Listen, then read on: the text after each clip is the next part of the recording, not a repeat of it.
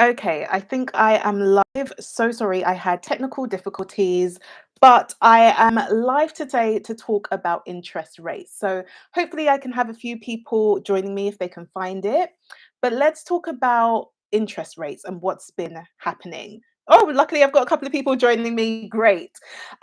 So I'm sure a few of you would have heard about the news in terms of what has been happening with the interest rates. And so I want to use this time to talk about what's going on, what does that mean for your money, and what I think you should be doing with your money as well. So there's a lot to talk about. And of course, if you do have any questions, please do let me know.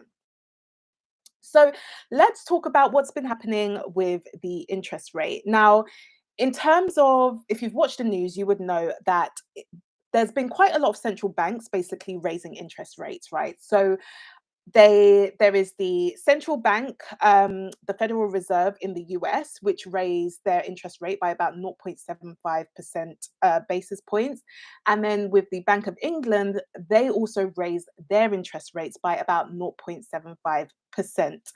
And so that obviously got a lot of attention over the past few days. In terms of the messaging, so I actually ended up watching the press conferences for both of them. And in terms of the messaging, I thought it was quite interesting. So, with the central bank, it kind of felt like they were under the impression that they would probably have to raise rates more in the future to make sure that they're able to fight inflation because that's the biggest reason as to why they're actually raising rates in the first place. So a lot of central banks are doing this because we have all of this high inflation and the only thing that they can do is basically raise rates. Like they have nothing else to do. That's the only power they kind of have. And so the Federal Reserve in the US is kind of under the impression where they're like, no, we need to raise rates to make sure that inflation starts to come down because most central banks' target is that we have inflation of around 2%. So you'd have like goods and services going up like by 2% each year. And at the moment, in the UK, we're at like 10%. And in the US, I think they're at around 8 or 9%, give or take. So that's basically what they've decided to do. And so we think about the messaging with the Bank of England, because a lot of my subscribers are obviously from the UK, I think what was interesting was that they are obviously going to be raising rates and they're probably going to raise rates more in the future as well. But what was interesting was that they were basically saying that they don't think that they're going to raise rates as much as what the market is assuming they're going to do. So, what the market was predicting in terms of how much they'll end up raising rates to, they were basically saying that we probably won't need to raise rates as much. So, I thought that was a really interesting take given that in the UK, we have so much more inflation than the US. But okay, they were basically saying, not to worry too much. But in the UK as well, with the Bank of England, what they were also saying is that we basically will probably go into a recession. Honestly, we may even be in a recession now. And they were basically saying that this recession could take about 2 years. So we may be in quite a long recession. And we can talk about recessions and what that kind of means as well. But essentially, that's what they were saying. So again, most central banks have the target of trying to bring inflation down. And so that's why this week was quite important because so many central banks were meeting to suggest whether they want to actually raise rates or not. And so that is essentially what's been happening. And I've got notes just to make sure that I remember like my other thoughts as well. But in terms of what that means, so because the central banks have now raised interest rates, what does that actually mean? Like, what does that mean for normal everyday people? Well, essentially, it means that borrowing is going to become more expensive. So, what we're saying is that, for example, mortgage rates are likely to increase because the base rate has now increased. So, if, for example, particularly in the UK, if you are on like a tracker or a variable mortgage rate, usually that will probably increase if the Bank of England's base rate has also increased, which obviously means that your mortgage then becomes more expensive. It also, in terms of borrowing, that also becomes more expensive in other areas. For example, it could affect things like credit card debt. So it doesn't necessarily have a direct link, But it could be that credit card companies also decide to increase their rates as well. The same with car loans or any other loans, for example, like business loans, their rates could also increase as well. So it means that borrowing becomes expensive. And the reason why they want to do that is because they want to reduce demand. So what they're trying to do is basically cool off some of these things. For example, cool off the housing market. So less people end up buying houses, for example, less people end up borrowing money. And hopefully that means that inflation is likely to come down. Like that's basically what they're trying to do. Whether it will or how long it will take is another question. So we're not entirely sure, but that's basically their plan. So essentially, because borrowing then becomes more expensive, obviously, if you see that like a mortgage is much more expensive, you may decide, actually, I don't want to buy a house at the moment. And so it means that demand has fallen, basically. And obviously, that then has an impact on other people because obviously your borrowing might be more expensive, but then also couple that with the cost of living crisis, particularly in the UK, it then makes it a bit more difficult for the everyday person because obviously you've got mortgage rates rising, but at the same time, you have also got food rising, you've got energy bills rising. So all of these things are increasing at the moment. And so that's why you might see that people are struggling with the idea of these central banks raising rates because they're like, how are you raising rates when we've got all of these other increases? But there is a reason why they're trying to do it. It's because they're trying to cool down inflation. I would say that with the US, they're actually in a very different it's quite different for the US because in the UK we tend to have like fixed rate mortgages for like 2 years or 3 years or 5 years, and there are some that are even 10 years. So you could fix for a period of time. For example, if you've bought a house and you have a fixed rate mortgage, your mortgage isn't going to change until your fixed rate ends. And then obviously if you go on to a variable rate mortgage, or you want to find another fixed, that's when things will change. But whilst you're on the fixed rate mortgage, nothing is going to change. So for someone who maybe fixed last year for like 5 years, for example, they won't have to worry until their 5 years is up. So that's what's happening in the UK. And then the problem with the UK is, since like a lot of people have fixed over the past couple of years, some people may be now going off their fixes. So their fixes may end like this year, some people's will end next year, and in 2024, they're now having to go on to find that when they now decide to remortgage, that the initial rate that they had is very different to what's on the market at the moment. Like it's a lot more expensive. So that's the UK. The US is actually quite different. So with the US, they actually have 30-year fixed rate mortgages. And I remember hearing this first and I was like, you mean you just have like a fixed term for 30 years? But like we can fix for like 2 years or 5 years, they can actually fix for 30 years. So really the only people that are impacted are going to be people who are first time buyers, like looking to go onto the housing ladder, or people that are maybe trying to refinance and move somewhere else. So that's really who's going to be impacted. But for a lot of people, if interest rates rises, but they have a 30-year fixed rate mortgage, like their mortgage doesn't change for 30 years, well, then they could just stay in the house and say, well, actually, I'm just not going to move anywhere. I'm just going to stay put and stick to the mortgage that I have. So that's why we're in a very different position. So if you're maybe watching content that is very much US based, the reason why they may not be harping as much with regards to interest rate rises is because for a lot of people, it's not really going to impact them. It's mainly going to impact first time buyers. Whereas in the UK, we have a lot of people who would have fixed for 2 years, 3 years, 5 years. And it's likely for some people, those fixed rate mortgages will be coming to an end, essentially, especially within the next year. And so those are kind of the two main things that are sort of that maybe been talked about in the news for a lot.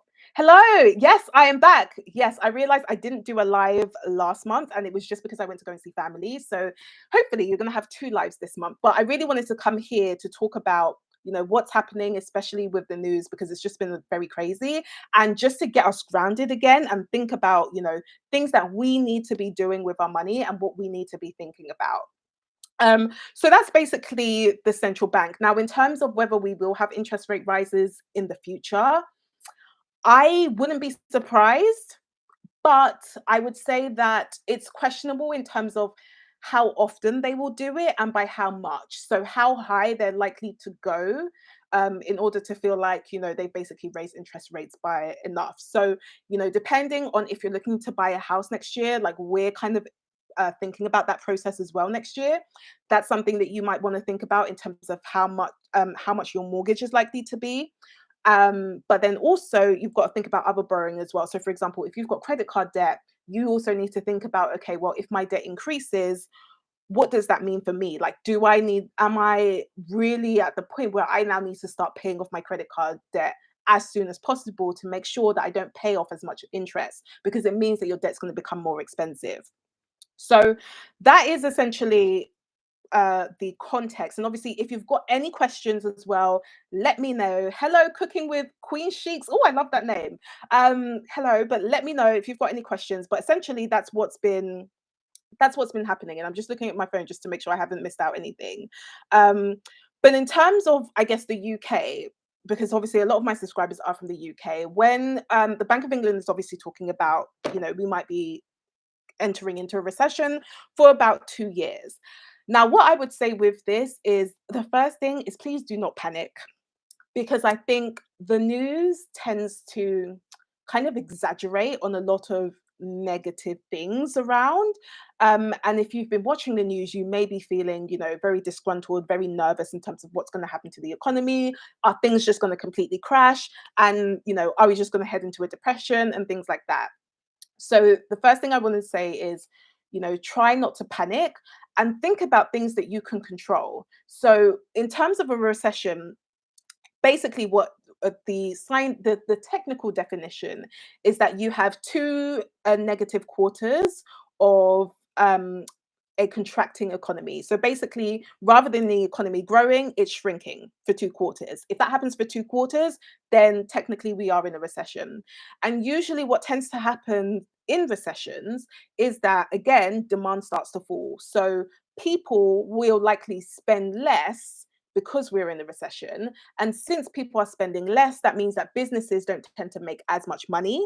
And if businesses don't tend to make as much money, then they will then have to think about, okay, well, I now need to cut costs, because if I'm not making that much, how am I going to pay for my expenses? They then need to cut costs. And what they may have to do is lay off employees, because obviously employees, they have to pay their employees. If they don't have as much money coming in, it's kind of like your budget when you're thinking about what to cut down, for example, or if you lost your job, for example, and you had to cut out stuff of your budget. That's what businesses will do as well. So they'll start to look and say, actually, where can we cut costs? And they may have to cut costs when it comes to employees. So when the employees then lose their jobs, they are obviously at the point where they now need to cut costs. And so they're less likely to start spending as well. And so it's all kind of a cycle where you then have people not spending as much, businesses not making money, then they're laying off employees. More those employees aren't then spending as much money. So that's essentially what kind of tends to happen in a recession.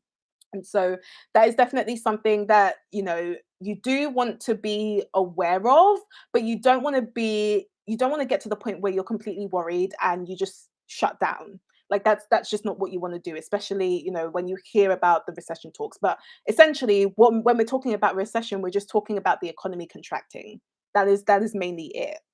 And so with that, what should we be doing? Obviously, I've mentioned that you don't want to panic. Please, please, guys, do not panic, especially because there is so much going on. And obviously, there is a lot of negativity going on, but there are also things that are happening, like the cost of living crisis. And, now there's talks of a recession and things getting more expensive.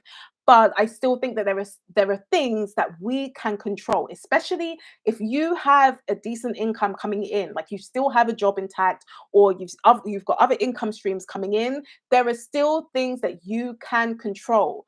With people that have, very low incomes, is obviously a lot more difficult for them, because they were already struggling before we had all this high inflation. Like most of their money would probably have been going towards energy, would have been going towards like house payments and food. Whereas for a lot of us, we, yes, had those expenses, but we also had a lot of discretionary income as well. A lot of us ended up, being able to save a lot of money during the pandemic. And so if you're in that position, and I think like a good proportion of my subscribers are, if you're in that position, then you want to make sure that there are still things that you can control so you can end up winning and finding an opportunity, even if there's a lot of negativity going on. So I want to just give you that motivation, especially because of everything that's happening. So what I want to do is, think about, okay, well, what should I be doing with this money? What should I be doing with my money at the moment? So particularly if you are in the UK, and to be honest, people are talking about a recession being in the US as well. One of the things that you obviously want to be doing is looking at your money and managing your money. This is something that I have been harping on from pandemic times when, we came out of lockdown and everyone thought everything was good, but you want to be able to manage your money well, especially during this period. So what am I talking about? I'm talking about knowing how to budget. So understanding what income is coming in versus what's going out, being able to scrutinize, evaluate, understand what expenses you have, and then thinking, actually, are these expenses that I really want? Do I need to cut some things out if they're just serving me no purpose? Is there a way that I can get a cheaper version, for example, but it still has the same value? Are there ways that I can save money very easily? There are still things that you can do even in this climate, even in this economy. And I'm telling you this because I've had a client where she literally started working with me during this high inflation, and she's literally gone from saving like under 7% of her income to saving over 26% of her income just from looking at her budget. That's it. Her income hasn't changed and things are still expensive. So if you have not been doing this, this is one of the best things you can do, especially at this time. Like I feel like I'm getting very passionate about this, but it's because a lot of people think that they're still not able to save money, and it's not because of the high inflation, it's because they don't believe that they can. Some of you guys can still be saving money. Some of you guys can still be investing your money. You just believe that you can't. You just believe that because things are more expensive, that basically shuts down everything, and that means that you can't save or invest money. No, it's possible. If you have a good income coming in, it is very possible. And a lot of you on this live have a decent income coming in. It is still possible. But you need to believe that you can. And you also need to be able to look at your numbers to understand what is happening. Okay? Okay, that's some weird thing on my channel, but yes. Anyway, so the next thing that I want to talk about is also thinking about things like having an emergency fund. So you guys know that I've probably spoken about this as well on my channel. I've got videos on having an emergency fund, but this is going to be, again, important to have, especially as we head into times like having a recession, for example, because in case you do lose your job, for example, you want to at least have some expenses paid for. So if, for example, I lost my job and it took me 3 months to find another one, I want to at least know that I have enough money in the bank to pay for my expenses. So if you've maybe been not thinking about having an emergency fund, maybe thinking that maybe you don't need one, definitely consider having one. Obviously, I have videos in terms of how much you should have in your emergency fund, how much how to save for it. I have videos on that. So think about having an emergency fund, especially during that time. The other thing that I would say is you also want to think about how ways that you can potentially make more money, essentially, ways that you can potentially increase your income streams. Now, I want to be very careful here because I always say that when it comes to making more money, it has to be for a specific purpose. There's no point in you making all this money and then you don't even know where the money is going and then you still feel broke at the end of the month. There's no point, right? So you want to be sure that actually, if I increase my income, and that could be through starting a business, starting a side hustle, it could be through, getting a raise at your job, or maybe even finding a better paying job. Whatever it is, you want to make sure that the money that you're making is now going towards a specific purpose. It might be so that you can be able to save more. It might be so that you can be able to invest more. It might even be so that you can be able to pay off your debt quickly, but make sure that it has a specific purpose. But again, I have to go back to my first point is you want to be able to understand where your money is going. Guys, I cannot stress that enough. If you don't know where your money is going, that side hustle that you're trying to do where you're bringing in money, there's going to be no points, because it's just going to go to anything and everything, and then you're going to be in the same position. So you want to make sure that first you know exactly where your money is going. So now when you make more money, you know exactly where that money is going as well. Okay? So I hope that makes sense. Again, if you've got any questions, just let me know. But even when it comes to things like your job, for example, I would say, especially during times where it feels like, if you feel like maybe your company is likely to lay employees off, you want to get to the point where you now become very marketable. So you now want to also be focusing on your specific skills and also testing the market, making sure that your employers would not want to lose you. If they were going to cut 25% of their workforce, you want to make sure that you are not going to be that 25%. By God's grace, you will not be, right? But you want to also make sure that you're not. For example, when I was working at my previous job, I had so many people in my team get laid off, and I was the only one within my team that didn't get laid off. And it was because I made myself marketable. It was because they knew I was a strong performer, and if they let me go, they would essentially be in trouble. So you want to make sure that you are also marketable. That could be that you gain a qualification, for example. It could be you increase skills in different areas. You learn about different things, right? But you want to make sure that if it comes to the point where your employer has to cut costs, you are not going to be part of the cost cutting plan. That's what I want, right?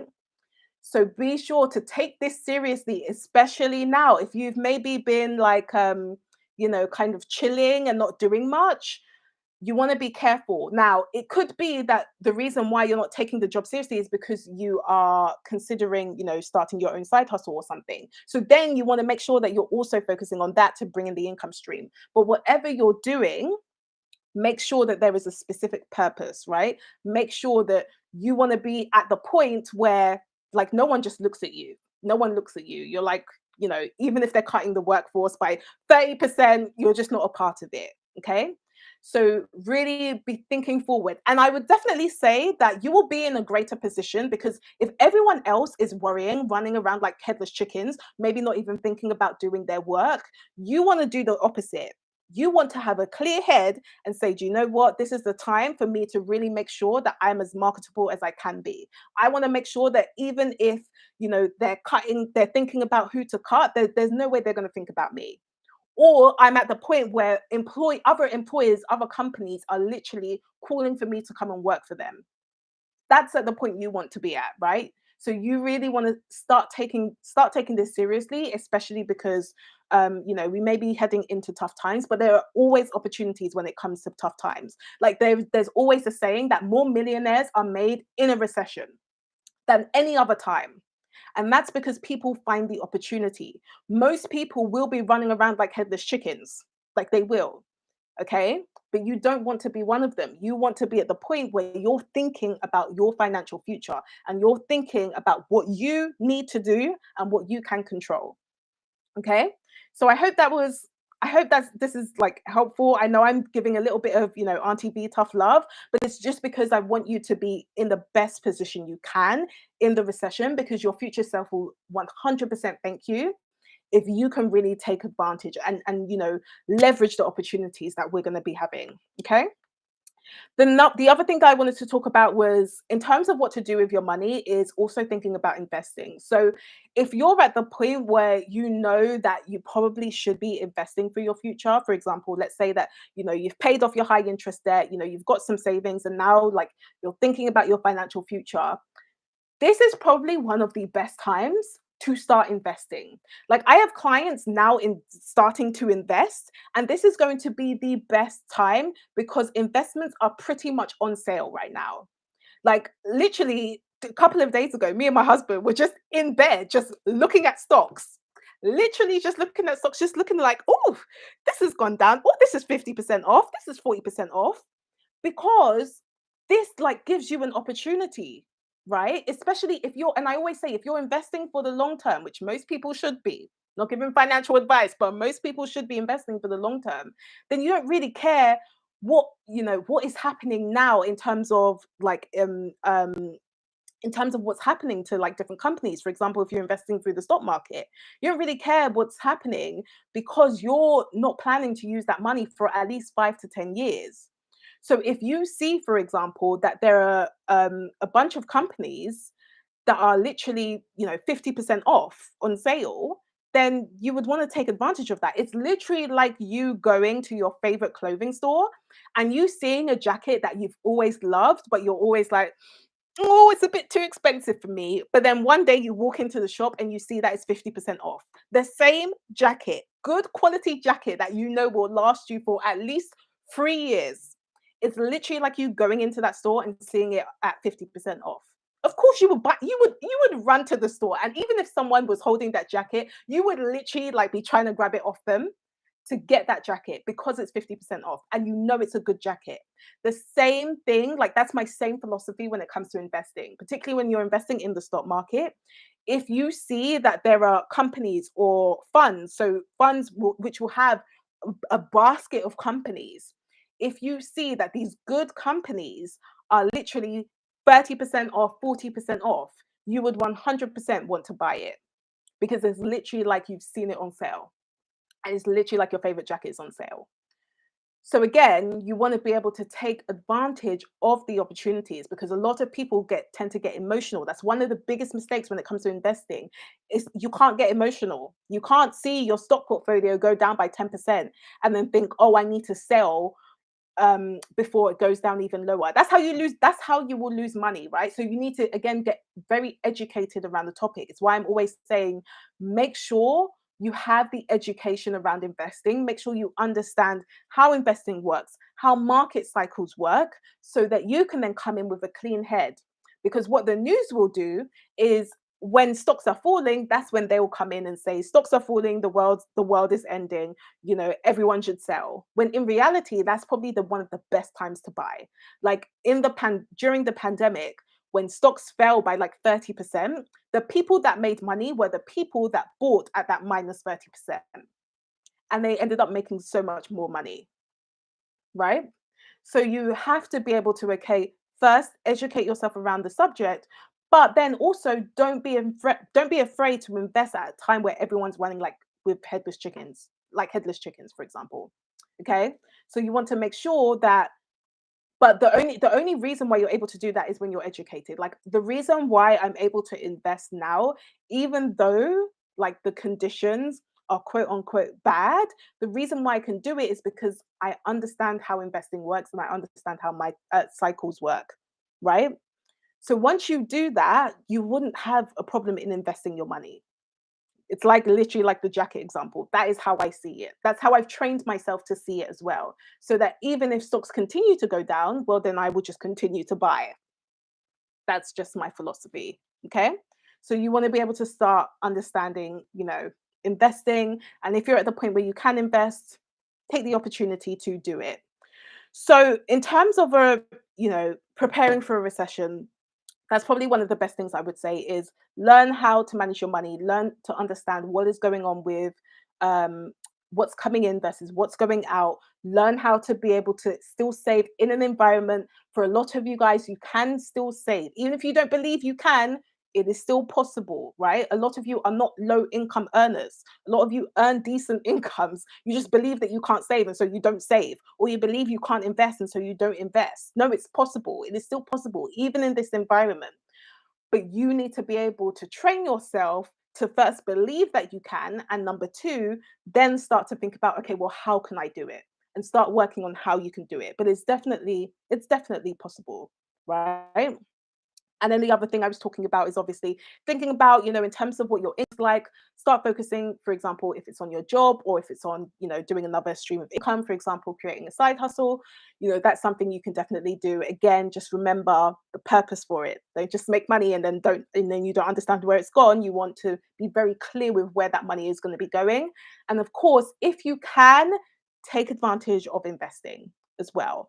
And I would also say, particularly with like a lot of my clients, they are trying to buy their house within the next couple of years. Yes, mortgage rates are going up, and that's something that, we can't really do anything about. Like, we can't control that, but you can still control what the the house that you buy and the mortgage payments that you will essentially have.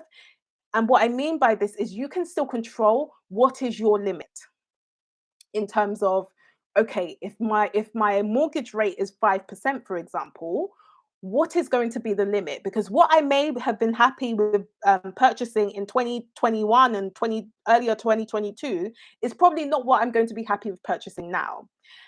And that was the problem, I think, with a lot of people. I think because we also had this housing boom, and this happened both in the UK and the US, we had like this early housing boom. I think people maybe forgot that interest rates could go up.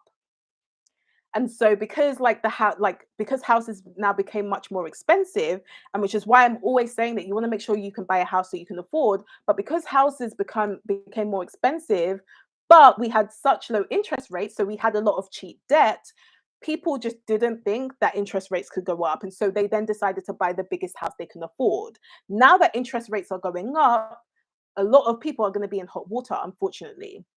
And it's difficult because obviously we're not taught about this stuff, right? We're not taught about interest rates and how that can impact on your own personal finances. We're not taught about any of that. So what I would say is, and this is something I say to my clients, is actually the fact that interest rates are going up, that can be a good thing for you. And the reason why I say that is because now you can be much more realistic with the type of house that you're willing to buy.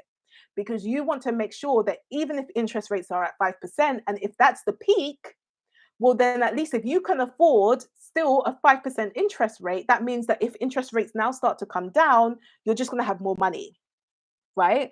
But you will be in a better position than someone who has been so used to having like a 1% interest rate, but now has to pay 5%. Like they'd be thinking, where on earth is that money going to come from, right? Whereas if you're coming in at 5%, and hopefully this is making sense, but if you're coming in at 5%, well, you know that at least you can afford that 5%. And so even if it goes down, well, that's just a bonus to you because then you have more money to, save for other things and spend and invest, right? So you always want to make sure that yes, when I'm buying my house, let's just make sure that we can afford it. Like even with us looking for house, like looking at houses, I'm literally just thinking, okay, well, what happens if mortgage rates hit 4%, 5%, 6%? How much would we be willing to pay for a house? And if it's too much, we then need to think about, okay, well, maybe that means we need to get a higher deposit because we do not want to be underwater. We want to be able to make sure that we can still afford the house. And when I say afford, I mean that we're still able to not only spend our money and give our money, but to also be able to save and invest as well for our financial future as well. Yeah. So you want to make sure that you're taking all of that into consideration when you're thinking about like buying a house. And like a lot of us, especially as millennials, that's something that we will want to do. So it's just really being clear again on your numbers. Like I always say, be very understanding with your numbers. And I think like people maybe I feel like people hear me say that, but they don't really understand what I mean. And I just simply mean how much things cost. Like, for example, if you're thinking about buying a house, you need to know, okay, what is your payment going to be like? How is that reflected on my budget?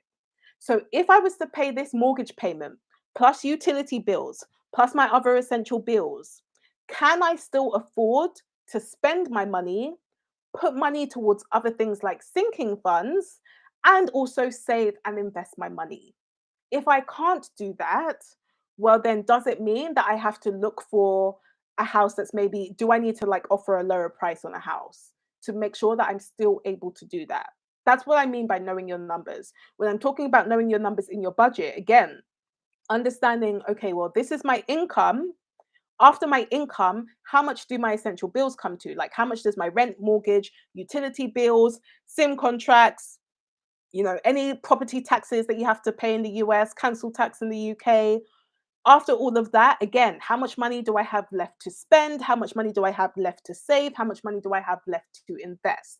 When I'm talking about knowing your numbers, I'm talking about being quite intimate with your numbers. And I know a lot of us are scared to do that because we're scared to understand what the reality is like.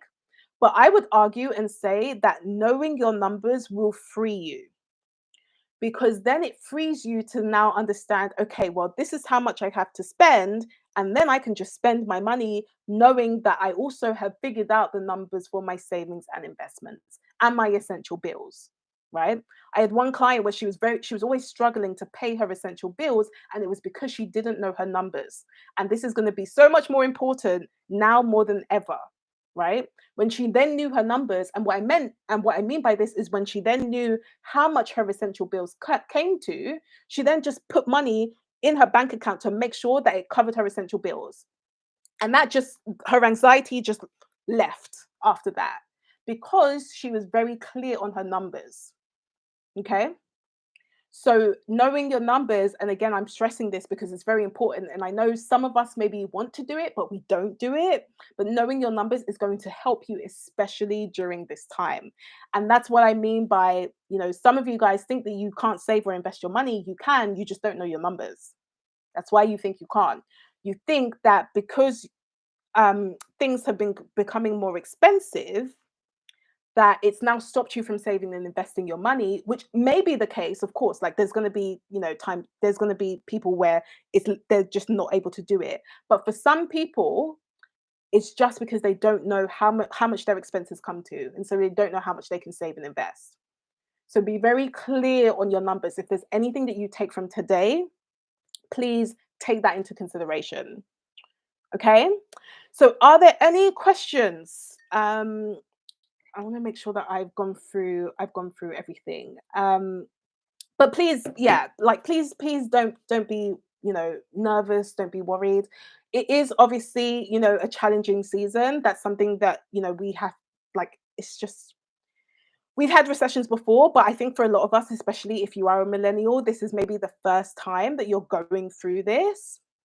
If you were, very young during the 2008 recession. So obviously it's going to be like a first for us. But I would say that, this tends to happen like it's happened maybe every like 10 years, for example. So it's not something that's new. It is something that it's part of the cycle. It tends to happen. You just want to make sure that you are in the best position. Okay, you want to make sure, okay, there are things that you can control. Even if the government wants to change prime ministers every month and they want to move mad, and central banks want to continue to increase interest rates, even with all of that going on, you really want to question, what can I control? How can I make sure that I'm in the best position no matter what is happening in this economy?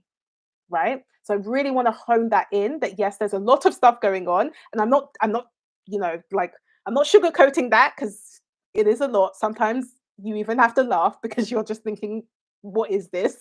Especially in the UK. We're a mess. We are a mess. But, there are still things that you can control. And don't, stop working on your financial futures. Don't stop working on your goals, on your dreams, just because of what is happening in the economy. Okay. You just might need to adapt, but continue to do it. Okay. But if there aren't any questions, obviously, if you do need that one-to-one support, that's what one-on-one coaching is for. If you're trying to like think about your numbers, you have no idea what you're doing. If you know you should be saving money, but you're not able to do it, and you're kind of using the inflation as a bit of an excuse, that is one-on-one. That's what one-on-one coaching is for. You can just book a call to find out more, and it will be linked in the description. But yeah, I hope that was useful. If you did like this video, please do give me a thumbs up. Really sorry for the technical difficulties earlier on. But yeah, hope that was useful. If there are any, I'm going to hold on for a couple of seconds to see if there are any questions. If you do want one-on-one coaching, I will put the link in the chat, and you can book a call to find out more. But please don't worry. Try not to worry too much. Continue to work on your craft. Continue to, think about your income streams. Continue to think about how you can deal with your money, how you can manage your money well, so that your future self will be so thankful 5 years down the line when they realize that you had an opportunity and you took it. Okay. Not many people think that this is an opportunity, but in reality, it is. Right. Again, so many millionaires are made during recessions. Okay, so you want to be at the position you where you can really, I don't want to say like take advantage, but at least like be able to get to the point where you do very well for yourself, your family, and your community. That's what I mean, right? So I don't think there's any questions, so I'm going to leave it there. Thank you guys so much. And of course, you can watch the replay, but I hope that was useful. I do have another YouTube video coming out on Tuesday, so make sure you check that out and subscribe to my channel if you haven't already. Thank you guys so much, and I will see you soon. Bye.